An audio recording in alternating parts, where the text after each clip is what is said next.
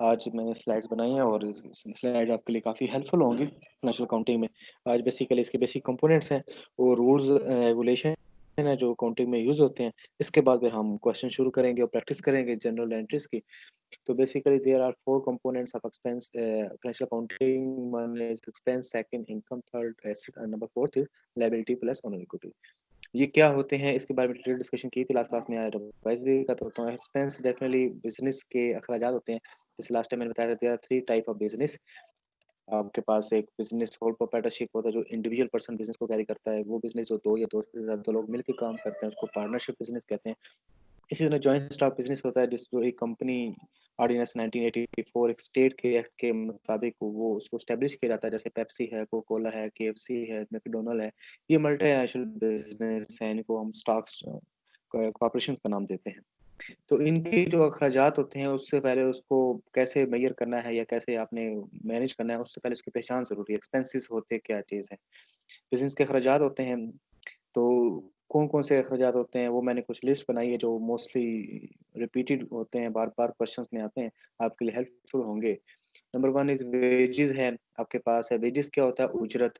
जब हमने labour machinery पे काम कर रही होती है जो अ, आवर्स के हिसाब से हिसाब करती है या डेली बेस पे काम करती है, तो हम उनको वेजेस का नाम देते हैं, जो उनको हम पे करते हैं। जब मंथली हम पेमेंट करते हैं उसको हम सैलरी का नाम देते हैं। जब क्रेडिट आवर्स के हिसाब से या डेली में या किसी प्रोजेक्ट की कंप्लीशन के साथ उसको पे कर रहे हैं तो उसको वेजेस का नाम देते हैं। तो वेजेस क्या होता है? एक्सपेंस होता है बिज़नेस के लिए। बैड डेट्स आपके पास क्या होता है? डेफ़िनिटली बैड डेट्स आपके वो अखराजात होते हैं जिसमें बैड का मतलब होता है बुरा, डेट का मतलब होता है कर्ज़ा, मतलब बुरे कर्ज़े। आप बिज़नेस डेफ़िनिटली उधार पे चीज़ें सेल भी करता है, उधार पे गुड्स परचेज़ भी करता है। तो वो जब चीज़ें क्रेडिट बेस पे परचेज़ या सेल करता है तो वहाँ पर डेफ़िनिटली ऑप्शन होती है कि आपके पास कुछ अमाउंट ऐसी होती है जो रिकवर नहीं होती।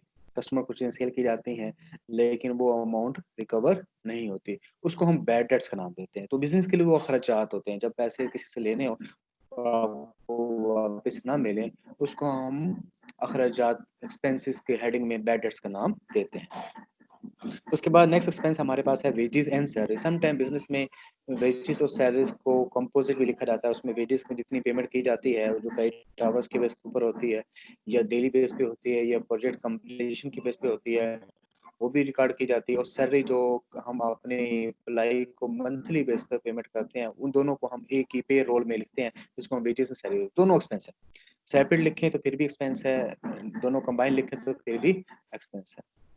फिर बिज़नेस को डेफ़िनेटली ऑडिट करवाना होता है अपने स्टेटमेंट का, क्योंकि फ्रॉड ना हो, कोई मिस्टेक ना हो, कोई एरर ना हो, क्योंकि कैश के मामलात होते हैं, तो वो डेफ़िनेटली ऑडिटर्स आते हैं। ऑडिटर आके बिज़नेस का ऑडिट करते हैं और ऑडिट करने के बाद वो बिज़नेस की स्टेटमेंट बताते हैं कि इसमें कौन-कौन सी प्रॉब्लम थी या मिस्टेक थी या कोई फ्रॉड किया गया। तो उनकी फ़ीस जो पे की जाती है, उसको हम ऑडिट फ़ीस का नाम देते हैं। वो ऑडिट फ़ीस क्या होती है? एक्सपेंस होती है। कैरिज किराया कहते हैं, वो किराया जो किसी गुड्स को कैरी करने के लिए पे किया जाता है, ट्रक वगैरह पे या लोडर पे या ट्रॉली या डिफरेंट टाइप के व्हीकल मार्केट में कैरी करती हैं। उस पे जो गुड्स बिज़नेस के लिए मैन्युफैक्चर बनाने गुड्स को मैन्युफैक्चर करने के लिए जो मटेरियल परचेज़ किया जाता है, उसके ऊपर जो कैरेज पे करते हैं, उसको हम किराए पे कर रहे हैं, कैरेज इनवर्ट करते हैं बिज़नेस के काम में। हम अपने घर की चीज़ों के लिए जो फ्रिज वगैरह या कोई बड़ी चीज़ लेकर आते हैं, तो हमें किसी न किसी चीज़ के ऊपर रक्षा या लोडर के ऊपर लाना पड़ता है, उसको पे करना पड़ता है, उसको हम कैरेज कहते हैं। बिज़नेस की ज़ुबान में उसको कैरेज इनवर्ट किसी भी गुड्स को मैन्युफैक्चर करने के लिए जो मटेरियल गोडाउन के अंदर लाया जाता है, उसको कैरेज इनवर्ट का नाम देते हैं। Taxes and insurance business definitely हर साल अपना प्रॉफिट शो करता है या लॉस शो करता है। इन केस ऑफ प्रॉफिट तो बिज़नेस को according to rules and regulation of the state को टैक्स पे करने होते हैं। और उसके साथ-साथ इंश्योरेंस डेफिनिटली बिज़नेस ने करवाई होती है। उसने अपने व्हीकल की इंश्योरेंस करवाई होती है, बिल्डिंग की इंश्योरेंस करवाई होती है, लाइफ इंश्योरेंस भी करवाई होती है, फायर इंश्योरेंस बिज़नेस में जितनी भी एक्टिविटी होती है मोस्टली इंश्योर्ड होती हैं, ताकि कल को अगर नुकसान होता है तो वो उससे रिकवर किया जा सके। तो टैक्सेस एंड इंश्योरेंस के लिए जो फीस पे की जाती है वो एक्सपेंस में आता है। उसको बिज़नेस के लैंग्वेज में हम एक्सपेंस का नाम देते हैं। Carriage out word definitely where carriage in का वर्ड आया था तो मैंने कहा था जब किसी गुड्स को मैन्युफैक्चर करने के लिए मटेरियल किसी गोडाउन के अंदर लाया जाता है और किसी भी फॉर्म में वो व्हीकल पे लाया जाए आपके लोडर पे लाया जाए, उसके ऊपर जो किराया पे करते हैं उसको हम कैरेज इनवर्ड कहते हैं। जब मटेरियल रेडी हो जाता है फिनिश गुड्स फॉर्म में, जिसको सेल करने के लिए अवेलेबल होता है, तो उसको सेल करने के लिए मार्केट में ले जाना पड़ता है, गाड़ियों का इस्तेमाल करना पड़ता है, एक एंड कंज्यूमर पहुंचाने के लिए, शॉप तक पहुंचाने के लिए, स्टोर के लिए आपको शिफ्ट करना पड़ता है। उसके ऊपर जो किराया पे किया उसको कैरेज आउटवर्ड कहते हैं। किसी प्रोडक्ट को मैन्युफैक्चर करने के लिए जो मटेरियल परचेज किया जाता है गोडाउन में उसको लाया जाता है, उसको कैरेज इनवर्ड कहते हैं। जब वो मटेरियल रेडी फॉर्म में हो जाता है, जिसको हम फिनिश्ड गुड्स कहते हैं, वो चीज़ रेडी हो जाती है, उसको चीज़ को मार्केट में सेल करने के लिए जो रेंट पे किया जाता है उसको कैरेज आउटवर्ड का नाम देते हैं। देन हम नेक्स्ट की तरफ आते हैं, interest expense. Interest expense definitely उस वक्त पे किया जाता है जब आपने बैंक से या किसी और इंस्टीट्यूट से लोन लिया होता है। बैंक से जब किसी और इंस्टीट्यूट से आपने लोन लिया होता है तो डेफिनेटली आपको इंटरेस्ट पे करना पड़ता है।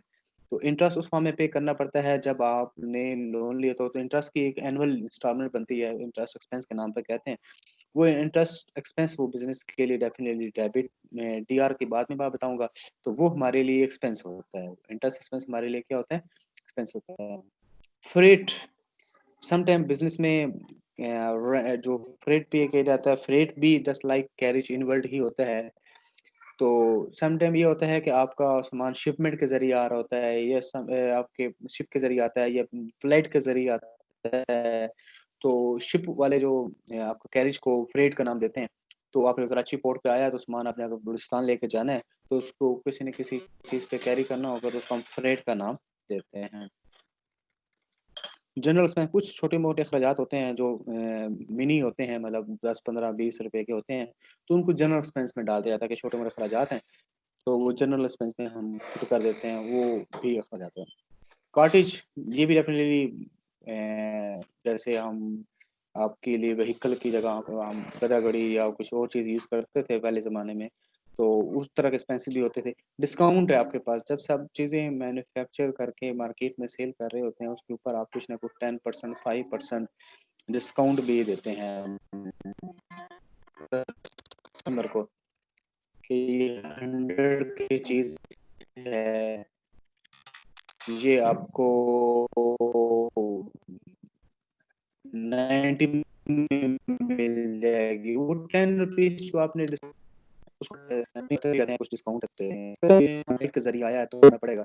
तो कस्टमर कमाने के लिए आपको ड्यूटी पे करनी पड़ती है, जिसको उस ड्यूटी को एक्सपेंस का नाम देते हैं। उस ड्यूटी को हम आपके पास बिज़नेस के पास कुछ एसेट्स होते हैं, फर्नीचर है, बिल्डिंग है, व्हीकल्स हैं, प्लांट है, मशीनरी है, वो अभी अगली नेक्स्ट लाइन डिस्कस करेंगे। किसी भी एसेट की वैल्यू, किसी भी गुड्स की वैल्यू इस्तेमाल होने से उसकी कम हो जाती है, उसको हम डेप्रिसिएशन का नाम देते हैं।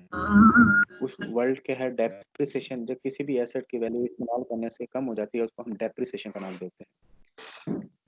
इसी तरह जब आप कोई मशीनरी या फर्नीचर आप इंपोर्ट करते हैं या मटेरियल बनाने के लिए, तो उसको हम इंपोर्ट ड्यूटी का नाम देते हैं। इंपोर्ट ड्यूटी कहते हैं, तो इंपोर्ट ड्यूटी भी आपके लिए एक्सपेंस होता है। Excise duty definitely excise department को पे की जाती है। कुछ मैटर रहते हैं जो एक्साइज़ से क्लियर करवाने होते हैं, उसको फीस या ड्यूटी पे की जाती है, वो भी एक्सपेंस होता है। फ्राइट ड्यूटी सिमिलरली डिपार्टमेंट को आपको फ्रेट की फॉर्म में पे की जाती है। इसी तरह क्लीयरिंग एंड डॉक चार्जेज़ हैं, जो शिपमेंट या पीआई के ज़रिए सामान आता है। Different type of duties and charges, उनको क्लीयरिंग चार्जेज़ जो आपको पे करने होते हैं। इसी तरह स्टोर में आपको सामान रखना पड़ता है और स्टोर के मेंटेन करने के लिए आपको कुछ न कुछ एक्सपेंस करने पड़ते हैं। उसके लिए आपको एक गार्ड वगैरह को मेंटेन करना पड़ता है, उसके लाइट वगैरह को मेंटेन करना पड़ता है, ठीक है? वो स्टोर कंज़म्पशन के एक्सपेंसेस होते हैं, वो भी आपके एक्सपेंस में आते हैं। किसी चीज़ को बनाने के लिए जो एक्सपेंस होते हैं, वो उसके नाम से पता है, मैन्युफैक्चरिंग। जब किसी चीज़ को मैन्युफैक्चर किया जाता है, उसको हम मैन्युफैक्चरिंग एक्सपेंस का नाम देते हैं।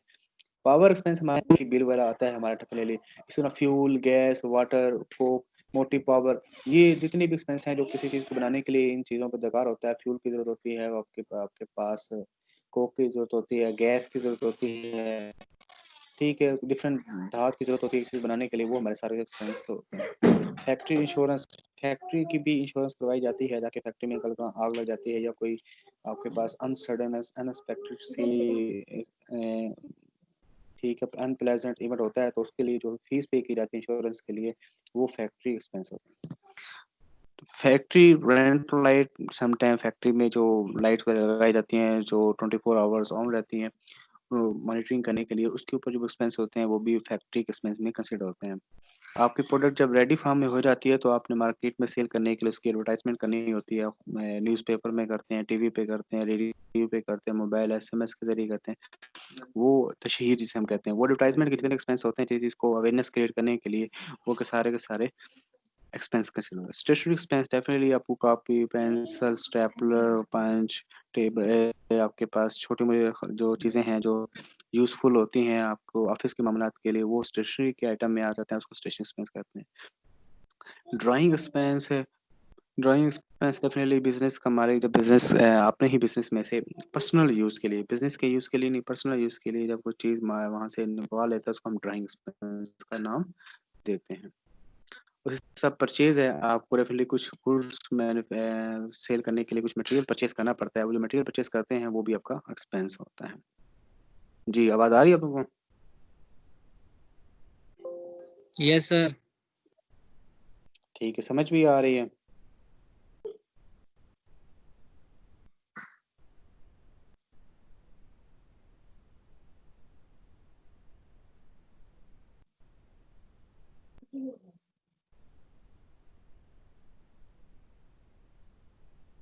उसके बाद इनकम आता है, इनकम डेफ़िनेटली आपके पास second source of components of accounting है, ठीक है? तो इस इनकम सोर्स में आपके पास डेफ़िनेटली 4 टाइप ऑफ इनकम होती हैं। एक आपके पास सेल्स है, सेल्स इनकम है।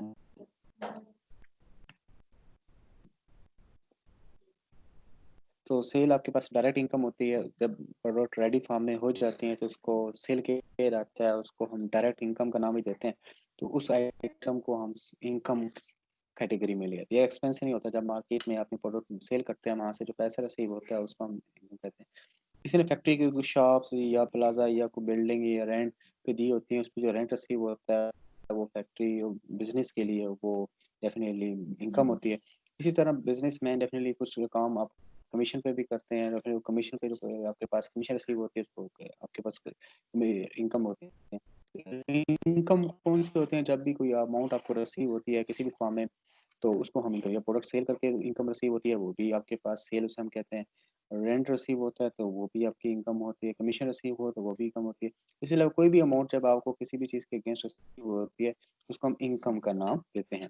वो अदर इनकम में हम लिख देते हैं, छोटी मोटी इनकम जो होती हैं, मिसलेनियस इनकम होती है वो भी हम उसको लिख देते हैं। तो income their type main income क्या होती है, हमारे पास सेल है तो सेल इनकम वो होती है जो आपके पास डायरेक्टली किसी प्रोडक्ट को सेल करके आपको रिसीव होती है।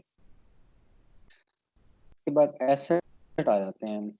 एसेट आपके पास असासाजात होते हैं, वो असासाजात वो होते हैं जो बिजनेस में यूज़ करने के लिए परचेज किए जाते हैं। तो बिजनेस में यूज़ करने के लिए आपको डेफिनेटली सबसे पहले बिजनेस को रन करने के लिए कैश की ज़रूरत होती है।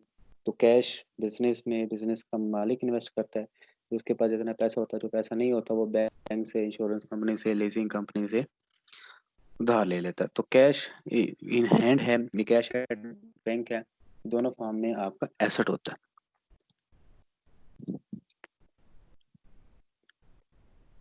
आपके पास कितना कैश है, बैंक बैलेंस में कितना कैश है, तो आपके पास एसेट है।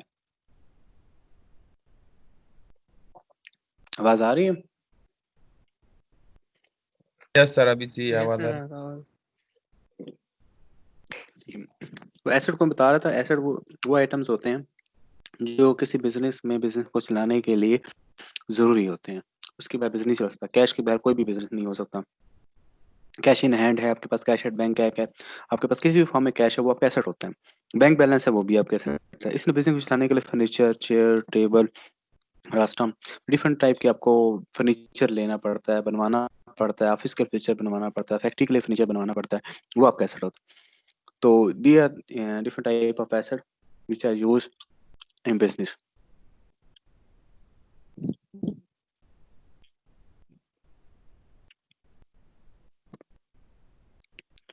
एक स्टॉक है।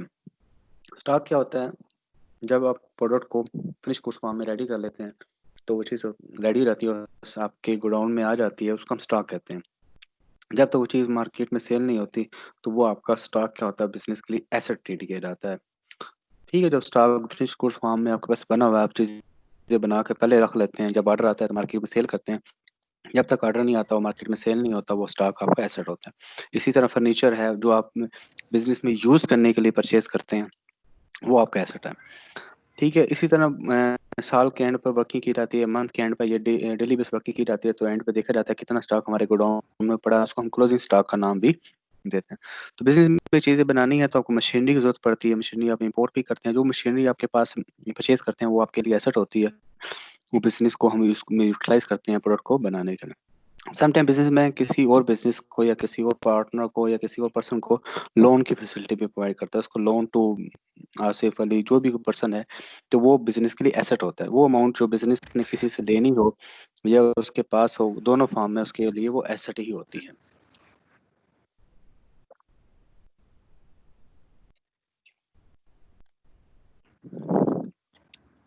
इसी तरह लैंड एंड बिल्डिंग है। लैंड एंड बिल्डिंग, बिजनेस के पास लैंड है, बिल्डिंग है, उसने अपनी बनाई है, उसके बाद जो पैसा लगा है डेफिनेटली सारा का सारा उस बिजनेस के लिए एसेट है। तो वो भी प्लांट है, प्लांट डेफिनेटली, प्लांट और मशीनरी में फर्क, मशीनरी जो किसी एक प्रोडक्ट को बनाने के लिए कोई पार्ट होता है, प्लांट डेफिनेटली प्रॉपर सिस्टम होता है, इसमें मल्टीपल मशीनरीज इंस्टॉल की जाती हैं और उस प्रोसेस डिफरेंट प्रोसेस में से चीज़ मूव होकर वो स्टेब्लिश होती है, तो उसको प्लांट एंड मशीनरी का नाम देते हैं। व्हीकल है, कार है, आपके पास ट्रक है, लोडर है, मोटरसाइकिल्स हैं, जितनी भी व्हीकल बिजनेस के पास है वो सारी की सारी बिजनेस के लिए एसेट होते हैं। सन्ड्री डेटर्स हैं आपके पास, वो अमाउंट जो आपने किसी से लेनी होती है उसको हम सन्ड्री डेटर का नाम देते हैं। डेफिनेटली आप प्रोडक्ट मार्केट में सेल करते हैं, क्रेडिट बेस पर 1 मंथ का क्रेडिट या 15 मंथ का क्रेडिट देते हैं, तो जो अमाउंट आपने बिजनेस में मैंने किसी भी पर्सन से, कस्टमर से या किसी और से या कंपनी से या स्मॉल बिजनेस से पैसे लेने होते हैं, वो उनको लोगों को हम सन्ड्री डेटर कहते हैं। एक्चुअली वो कस्टमर होते हैं, लेकिन जब उनसे पैसे लेने हो तो बिजनेस में उनको सन्ड्री डेटर या अकाउंट रिसीवेबल का नाम दिया जाता है। सेम टाइम आपने बिल भी लेने होते हैं, डेफिनेटली किसी आप बिल बिल रिसीवेबल, बिल वो होते हैं जो किसी प्रोडक्ट को सेल करने के लिए आपको गारंटी के तौर पर प्रोवाइड किए जाते हैं, तो जब तक उसकी अमाउंट आपके अकाउंट में नहीं आते तो वो भी अमाउंट रिसीवेबल होती है, उसको हम बिल रिसीवेबल कहते हैं। बिजनेस में हम कुछ अखराजात एडवांस में पे करते जाते हैं, वो एडवांस जब तो वो अखराजात अकर नहीं होते, वो टाइम नहीं आता उस वक्त, तो सारे के सारे एक्सपेंसेस एसेट होते हैं। आपने पैसा एडवांस में, रेंट आपने 1 साल का पहले दे दिया है, जो आपने एडवांस में रेंट दिया वो आपका एसेट होता है, जब वो मंथ आएगा तब तब वो एक्सपेंस होगा, जब एडवांस में दिया वो आपका एसेट है। इसी तरह बिजनेसमैन ने इन्वेस्टमेंट की होती है, इन्वेस्टमेंट के लिए जो पैसा मार्केट में लगाया होता है वहाँ से इनकम आ रही होती है, उसको हम डेफिनेटली इन्वेस्टमेंट का नाम देते हैं, और वो डेफिनेटली वो बिजनेस के लिए एसेट होती है। क्लियर हो गया assets? Yes sir. Yes, sir. समझ आ गई एक एक आइटम उसमें क्या क्या है, वो एसेट्स क्या चीज़ होती है? कोई क्वेश्चन है तो पूछें। समझ आ गई।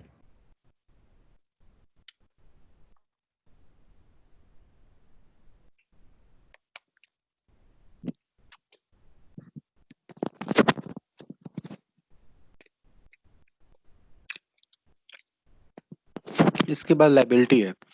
लाइबिलिटी क्या होती है? डेफिनेटली वो पैसा जो आपने किसी से उधार लिया होता है, बैंक से उधार लेते हैं हम, इंश्योरेंस कंपनी से लेते हैं, लीजिंग कंपनी से लेते हैं, ठीक है, वो उसको हम लाइबिलिटी का नाम देते हैं। और वो अमाउंट, वो पैसा जो बिजनेसमैन खुद इन्वेस्ट करता है उसको हम ओनर इक्विटी का नाम देते हैं। ये वो अमाउंट होती है जो बिजनेस का मालिक खुद इन्वेस्ट करता है, उसको ओनर इक्विटी कहते हैं। ये वो अमाउंट होती है जो बिजनेस का मालिक किसी अदारे से उधार लेता है, उसको लाइबिलिटी का नाम देते हैं। किस तरह की लाइबिलिटी बिजनेस में होती हैं?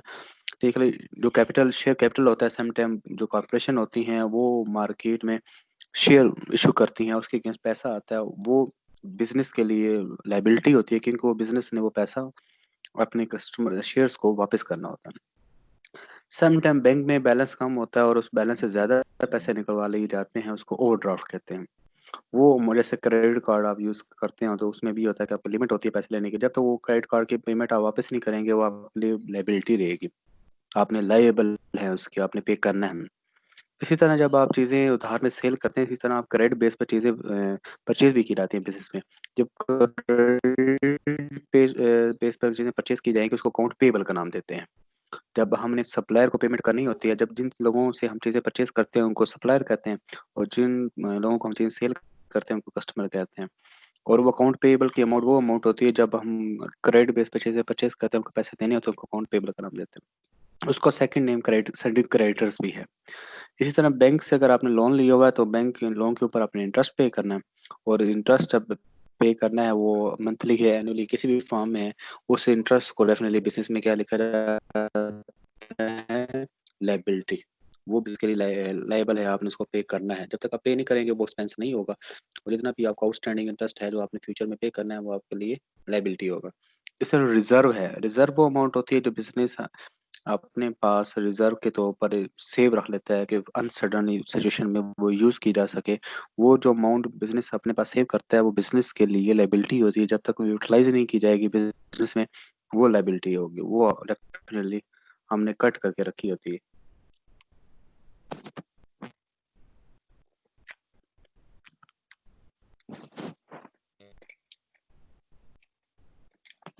बिल पे बिजनेस ने डेफिनेटली कुछ बिल की पेमेंट करनी होती है, गारंटी के तौर पर बिल साइन किए होते हैं। वो बिल की जब तक पेमेंट नहीं होगी, पेड नहीं होंगे, वो लायबिलिटी रहेगी। इसी तरह प्रोविजन फॉर बैड डेट्स है। बैड डेट्स मैंने बताया जैसे वो अमाउंट होती है जो हमने किसी से पैसे लेने होते हैं वहां से नहीं मिलते, उसको बैड डेट्स कहते हैं। और उस बैड डेट्स के लिए जब हम प्रोविजन रख लेते हैं बिजनेस में, कि अमाउंट अपने पास सेव कर लेते हैं कि यार इतनी अमाउंट में भी नेक्स्ट ईयर हमें वापस ना मिले, हम पहले ही कट करके रख लेते हैं। वो इसलिए होती है कि हमारे अखराजात कम शो हो। तो वो प्रोविजन जो पैसे हमने साइड पे रखे होते हैं अपने, उन पैसों के लिए जो हमें रिसीव नहीं होने, एहतियातन हम साइड पे रख लेते हैं, वो क्या होता है, प्रोविजन कहते हैं। सेव कर लेते हैं किसी अकाउंट में, तो उस अमाउंट को भी लायबिलिटी होती है बिजनेस के लिए। जब तक वो यूज नहीं होगी वो लायबिलिटी लिखे। लोन और मार्टगेज। लोन और मार्टगेज क्या होता है, जब आपने किसी चीज को प्लेज करवाया होता है, तो प्लेज करवा के डेफिनेटली आपने बिल्डिंग को, मशीनरी को, या अपने लैंड को प्लेज करवा के गिरवी रखवा के लोन लिया होता है, उसको लोन और मार्टगेज कहते हैं। वो गिरवी रखवा के जब तक पैसे वापस नहीं करेंगे आपको गिरवी चीज वापस नहीं मिलेगी, वो लायबिलिटी रहेगी। इस तरह सिंपल कैपिटल भी होता है, वो कैपिटल जो बिजनेस का मालिक खुद इन्वेस्ट करता है, उसको कैपिटल का नाम देते हैं। बैंक लोन नाम से है, बैंक से पैसे लिए हुए हैं, या किसी लोन फ्रॉम किसी और पर्सन से पैसे लिए हैं, वो भी आपकी लायबिलिटी है। इस तरह आउटस्टैंडिंग एक्सपेंसेस होते हैं, वो अखराजात जो आपके वाजिबुल अदा है, आपने पे करने हैं, आपने उसकी गेन सर्विस ले ली है लेकिन पैसे नहीं दिए, तो वो लायबिलिटी रहती है। उसको पेएबल भी कहते हैं, उसको अनपेड भी कहते हैं, आउटस्टैंडिंग भी कहते हैं। इस तरह वो इनकम जो आपने कमाई नहीं है अभी तक, ठीक है, आपने रिसीव कर ली है, उसके अगर आपने सर्विस देनी है तो वो भी आपके लिए लायबिलिटी है। मतलब आपने पैसे ले लिए, सर्विस नहीं दी, ठीक है, वो आपके लिए अनअर्न इनकम होती है। क्रेडिटर्स वो अकाउंट पेबल को ही कहते हैं, जो हमने यहाँ पढ़ा था ये वाला, कि वो लोग सप्लायर्स को, जब हम सप्लायर से जब हम चीज़ें परचेज करते हैं और उसको हम पैसे अदा नहीं करते, जब तक पैसे अदा नहीं करेंगे उनको क्रेडिटर्स के नाम देंगे। जी, आवाज आ रही है? Yes sir. समझ आ गई है एक आइटम की? जी सर। कोई क्वेश्चन? सर एक क्वेश्चन ये है सर, जब हम सर किसी बैंक से अगर लोन लेते हैं तो फिर सर वो हमारे सूद में शामिल होता है या नहीं? क्योंकि वो इसके ऊपर सूद तो होता है, कर्ज बढ़ाते जाते हैं, सूद सूद होता है होता ना? है, सूद होता तो हमारे इस्लाम इस चीज को सादा अल्फाज इस में वो चीज की सूद है, इजाजत नहीं देती। इसमें कोई नहीं दूसरी सर, राय नहीं अगर है। सर हमारे इस्लाम में इस चीज की इजाजत नहीं है तो सर क्या है, जो मुस्लिम ये हमारे ऊपर फिर एक क्या आगे पूछा जाएगा तो लाजमी। जी बिल्कुल, लोन नहीं लेना चाहिए, इंटरेस्ट पे नहीं लेना चाहिए, उस पे जो हम इंटरेस्ट पे करते हैं वो सूद होता है।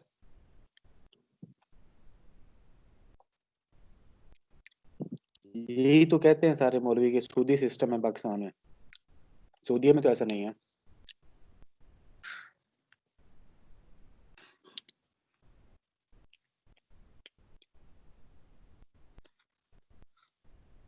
जी बोले।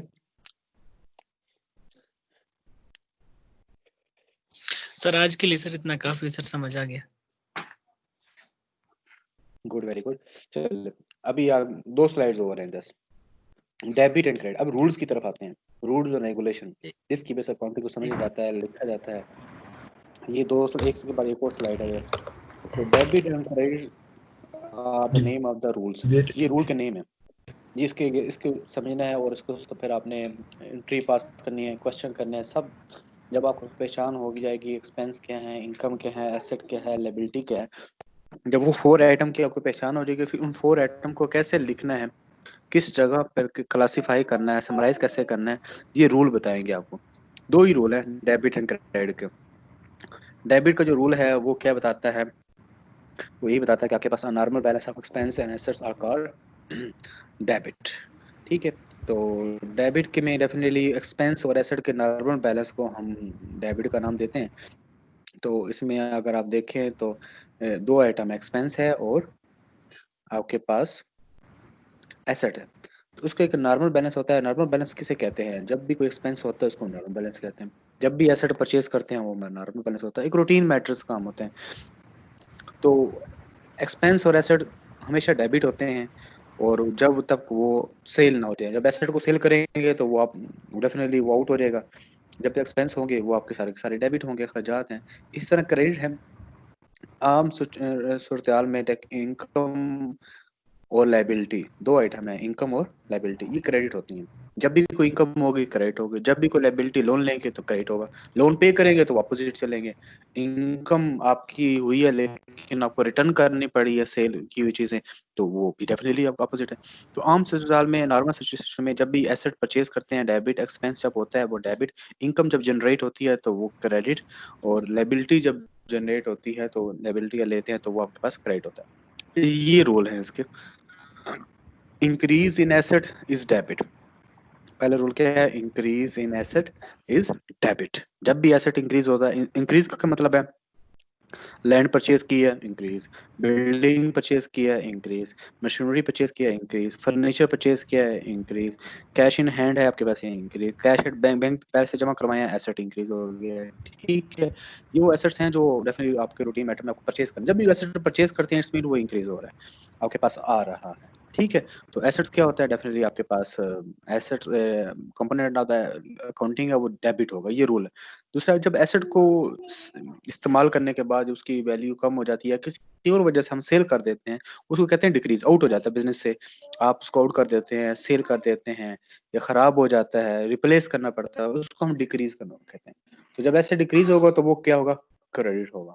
इस तरह इंक्रीज एक्सपेंस, जब एक्सपेंस होंगे, यूटिलिटी बिल आ गया, आपने घर का पे करना है, बिजली का बिल आ गया है, आपके टेलीफोन का बिल आ गया है, गैस का बिल आ गया, वो आपके एक्सपेंस हो रहे हैं, इंक्रीज हो रहे हैं। ठीक है, इसी तरह आपके पास ट्रैवलिंग एक्सपेंस है, आपने सफर किया है, आपने रेंट पे किया, घर पे रेंट है तो, या आपका बिजनेस है तो टैक्स पे किया, आपने इंश्योरेंस करवाई है तो वो पे किया। जितने भी एक्सपेंस हैं वो सारे के सारे जब होंगे वो उसको इंक्रीज कहते हैं, तो वो डेबिट होंगे। और जब एक्सपेंस आपके डिक्रीज होंगे, किए हुए एक्सपेंस आपको वापस मिल जाते हैं किसी भी फॉर्म में, ठीक है, किसी भी वजह से, वो उसको हम डिक्रीज कहते हैं, वो क्रेडिट होंगे। बहुत कम होते हैं एक्सपेंस, रिटर्न नहीं होते। इनकम हमेशा इंक्रीज होती है, सेल होती है तो इंक्रीज होती है, सेल की जब इनकम इंक्रीज होगी तो वो क्रेडिट होगी, एक्सपेंस जब इंक्रीज होगा तो वो डेबिट होगा, ये याद रखना है। इनकम जब इंक्रीज होगी तो क्रेडिट होगा, ये याद रखना है आप। एसेट जब इंक्रीज होगा वो डेबिट होगा, ये इंपॉर्टेंट चीज है आपको याद करनी, ठीक है। और जब इनकम डिक्रीज हो, सेल की चीजें समटाइम रिटर्न भी हो जाती हैं, मैन्युफैक्चरिंग फॉल्ट आ जाता है, कोई स्पेसिफिकेशन प्रॉब्लम है, कलर डिजाइन का मसला होता है, तो उसको डेबिट कर देते हैं, और सेल रिटर्न उसको कह देते हैं। जब आप लायबिलिटी बैंक से लोन लेते हैं तो उसको लायबिलिटी का नाम देते हैं, और लायबिलिटी बैंक से लोन लें, इंश्योरेंस कंपनी से लें, किसी से भी लें, तो वो हमेशा क्रेडिट होती है। ठीक है, जैसे डेफिनेशन क्रेडिट की है, इनकम और लायबिलिटी जब भी इंक्रीज होगी क्रेडिट होगी, एक्सपेंस और एसेट जब इंक्रीज होगा तो वो डेबिट होगा, और लायबिलिटी जब आप पे कर देंगे तो उसको हम डेबिट कर देंगे। लायबिलिटी जब आप पे कर देंगे तो उसको हम डेबिट कर देंगे। आवाज आ रही है?